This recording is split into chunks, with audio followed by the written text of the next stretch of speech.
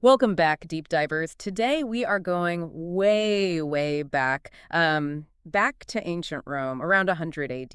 Oh, wow. Yeah, we're diving into Satire Third by the Roman poet Juvenal, and it's a pretty scathing look at, well, Roman life. So, not exactly a love letter to the city. Not quite, more like a brutally honest expose, kind of like a Roman reality check, all wrapped up in wit and sarcasm. Sounds like my kind of read. So this Juvenal, was he like a historian? Or, I don't know, a He's journalist? a master of satire. Think of it like social commentary dressed up as humor. He used exaggeration and wit to kind of poke fun at the absurdities and injustices of his time. So he's holding up a mirror to society, but making you laugh at the same time. Exactly. And Satire the Third starts with Juvenal saying goodbye to his friend Ambricius, who's, well, had enough of Rome and is moving to Cumae. Cumae. Okay, so like, what was that? The suburbs of ancient Rome? Think more like a quieter coastal town. Mm. And I gotta say, Ambricius's reasons for leaving, they might sound a little too familiar even today. Okay, so like, what's he complaining about? Traffic, noisy neighbors. Well, he's really annoyed by the lack of reward for honest work. Hmm. And he says that everyone is scheming and looking for an angle, an easy way to get ahead. Oh, so like the classic, it's not what you know, it's who you know situation. Yeah, pretty much. And he also kind of points the finger at all the Greeks coming to Rome, says they're taking the best jobs and sucking up to the wealthy. That's interesting. I mean, it kind of sounds like he's scapegoating a bit there, don't you think? Yeah, there's definitely an element of that. Hmm. But I think it reflects some deeper anxieties that Romans had about, foreigners and cultural change. Right, like Rome was this massive empire constantly attracting people from all over the place. Exactly. And this influx, while it brought new ideas and stuff, it also fueled worries about, competition for resources and losing that Roman identity. Yeah, I guess some things never change, huh? Just the players involved. But so, okay, this Ambricius guy, he's leaving Rome, right? He's had enough. Yep.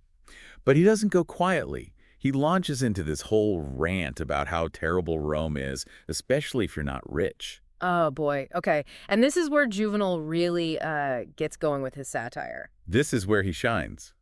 He uses Ambricius's complaints to target that Roman obsession with wealth and status. Which, let's be honest, is something that's still a big deal today, right? Right. Like, who isn't at least a little bit obsessed with, keeping up with the Joneses? Absolutely. And it's uncanny how relevant Ambricius's rant still feels. He goes on and on about the pressure to keep up appearances even if you're broke. Oh man, I know that feeling. Credit card debt, anyone. Right. And he talks about how you have to constantly bribe people and flatter them to get ahead. Ugh, sounds like office politics haven't changed much in 2,000 years. He even says, what do you not pay so you can say good morning causes?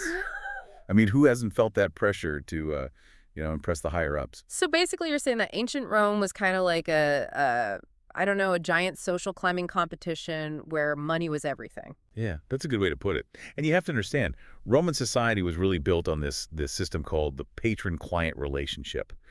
Basically, who you knew determined how far you could go in life. And even more importantly, how much you could spend on gifts and favors. So yeah, it wasn't just about hurt feelings. It was a real, systemic issue. It created this huge gap between the haves and the have-nots, and Juvenal uses Ambricius to really expose that inequality. And what happens next? I mean, this is getting really interesting. Well, after Ambricius leaves for greener pastures, so to speak, Juvenal takes over as his own 2 cents about life in the big city. So like now we're getting the inside scoop from someone who's actually sticking around. Exactly. Yeah. And let me tell you, he doesn't hold back. Oh boy, this doesn't sound promising. So what's he complaining about now? Well, he really goes off about the dangers of city life. For starters, he says the housing situation is a nightmare. Buildings are falling apart, always catching fire. Seriously, that Yeah. bad? He even compares Rome to a city held up by slender props. So yeah, I wouldn't exactly call it a safe place to live. Okay, yeah, that doesn't sound good. I mean, you would think that like housing would be the one thing they'd get right, you know? Well, remember, Rome was packed, incredibly crowded. People were crammed into these rickety apartments, always worried about, a fire breaking out and wiping out the whole neighborhood. Oh man, that's gotta be stressful. But okay, so let's say you manage to avoid getting burned out of your apartment. What about just getting around the city? I mean, wasn't the traffic notoriously bad? Oh, you have no idea. Yeah. Juvenal spends a lot of time complaining about the traffic. He talks about these narrow, winding streets completely jammed with carts, carriages, litters, all vying for space. Like a giant ancient Roman traffic jam. Exactly. And he says the noise was so bad you could barely sleep at night. I mean, can you imagine? I can barely handle it when my neighbor starts his leaf blower. I don't know how they coped. But it wasn't just the noise. The streets themselves were dangerous. Like there were no sidewalks, no traffic lights, no crosswalks. You were basically taking your life in your hands every time you stepped outside. Okay, yeah, so fire hazards, any traffic hazards. What else could possibly go wrong?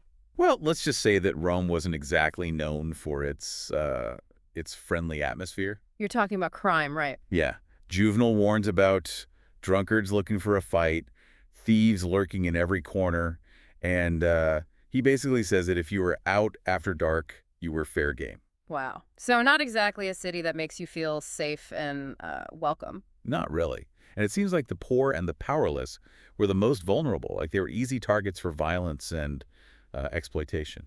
So basically a perfect example of how inequality plays out in real life. Exactly. And Juvenal even calls out the corrupt officials who abuse their power. So, not a lot of law and order going on. This is really starting to sound like a dystopian novel or something. But you know what's interesting? He also mentions all these criminals coming to Rome from other parts of the empire. Why would they do that? It doesn't exactly sound like a welcoming place. It's kind of paradoxical, isn't it? Rome, the center of this huge empire, attracted the best and brightest, but also those who wanted to take advantage of its wealth. Ah, so like the more money and power a place has, the more it attracts people who want to exploit it. Exactly. Juvenal even says criminals were actually transferred to Rome from other places, like it was some kind of game preserve for them. Wow. So even though he's using this satirical tone, he's really painting a pretty grim picture of Rome. He is. But, that's the power of satire. It lets you talk about these serious issues in a way that makes people think. Right. So it's not just complaining, it's making a point. But I gotta ask, if Rome was so terrible, why did anyone stay? Well, I think that's the million-dollar question, right? I mean, it's like, yeah, Juvenal paints this really bleak picture, all this danger and corruption and chaos, but Rome was also like the center of everything, all the culture, the commerce, the opportunity. Yeah, it's kind of like a contradiction, isn't it? It is, but that's the thing about satire. It makes you think about these complexities. Yeah. It forces you to confront the good and the bad, the beautiful and the ugly, all mixed up together. So it's not like a simple answer like Rome was bad, end of story. Right. Juvenal isn't giving us easy answers. It's more like he's giving us a puzzle, challenging us to figure out what it all means, not just about Rome, but maybe even about our own societies. Okay, yeah, I see that. And it's funny because a lot of the stuff he's talking about, it still feels relevant today, right? Like we still worry about money and status and just trying to make it in a complicated world. Absolutely. I mean, the themes that Juvenal is poking fun at, they're timeless, really. They're about human nature. Yeah. But let's go back to Umbricius for a sec. Yeah. The guy who decides to ditch Rome. Do you think Juvenal is saying that's the right thing to do? Like just give up and leave? That's a good question. I mean, remember, Juvenal himself stayed in Rome despite all the craziness he described. Yeah. So maybe he's not saying run for the hills. Some scholars think he's using Umbricius as a contrast, Right. to show the different ways people deal with the pressures of city life. Like some people thrive on the excitement, the hustle and bustle, and others just they burn out. Right.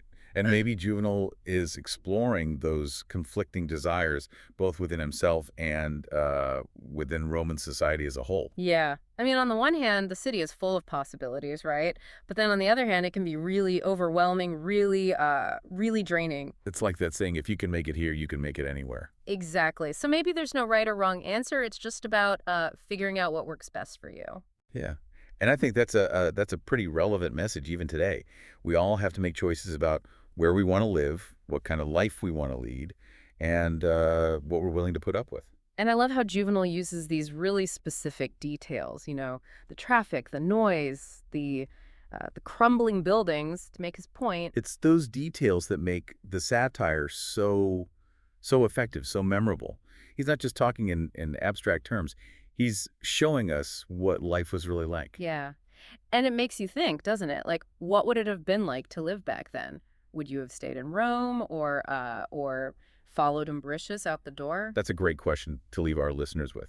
And I think that's the real power of Juvenal's work. It sparks these conversations. It makes us think about our own lives and our own choices. So yeah, I guess the big takeaway is that satire is more than just making fun of stuff. It can really make you think about important issues. Absolutely.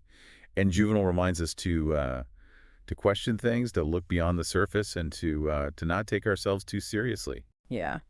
I think we could all use a little bit of that Juvenalian perspective in our lives. Definitely. So, deep divers, that's our look at Juvenal's Rome. We hope you've enjoyed this trip back in time, and we hope it's given you some food for thought.